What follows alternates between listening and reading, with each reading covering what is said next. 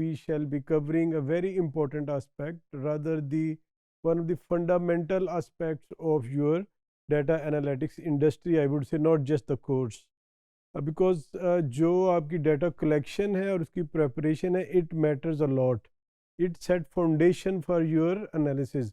Like the complete data pipeline, it start from the collection, and collection depends like how many data sources are there, which industry we are talking about, what is the data type, and there are all aspects which some of them we had covered in the introduction, and then you will know more about all these aspects of data in your upcoming modules and other courses as well.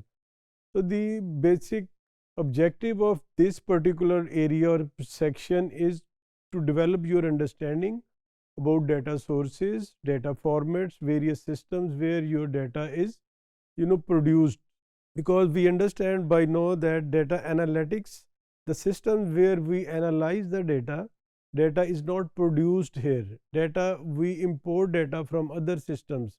Like if you are talking about banking system, it is from the core banking system, from your other systems in the banking like lending, borrowing, and there are many systems or application being used. Similarly in retail, e-commerce, manufacturing, telecom, everywhere in every industry there are so many systems, and every system produces data to take care of certain business operations, and then that data is being imported or exported to the data warehouses, data lakes, data repositories for analytics. And so that's why I said it's very, very important, because this set foundation, and of course everything, all your analytics will depend what type of data we have, how we have collected it, and how you are going to prepare it. And then the data is available in different formats, in variety of formats. This is not the end, the formats, but data types, the frequency at which data is produced, the format in which format the data is available. Suppose the data is available, and then another thing is external and internal data sources. Internal data sources are where a company or an organization, they are getting data from their internal sources. But then there are other sources like external data sources, like market surveys. These days especially, it is very important to understand external data sources, because a lot of companies, they are selling data.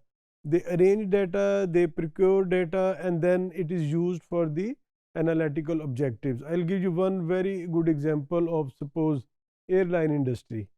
Airlines, they purchase data from different hotel industry, or and then the pharmaceutical companies, they buy data from some of the third party companies. They do only surveys, they do not do anything else. Their business is just to collect the data by conducting surveys, and then they sell that data, they prepare it for different industries, as I mentioned, for the banking industry, for the e-commerce industry, and for the pharma industry. Almost every industry today, they need data and relevant data. Especially another area which I must mention here, that is for your outbound marketing.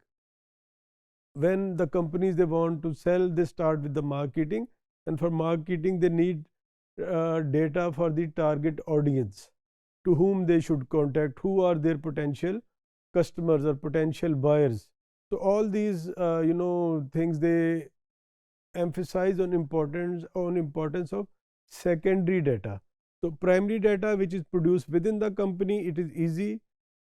I mean, as far as the availability is concerned, it's easy to collect it, but not technically. Technically, it could be maybe more difficult to get data from internal sources to your data warehouse or data lake or data repository. These are different terms which are used for data storage, but everything has some different technical aspects. All these whatever I am mentioning here, like a data warehouse, it has its own parameters, own dimensions. Data lake or data lake house, they are different.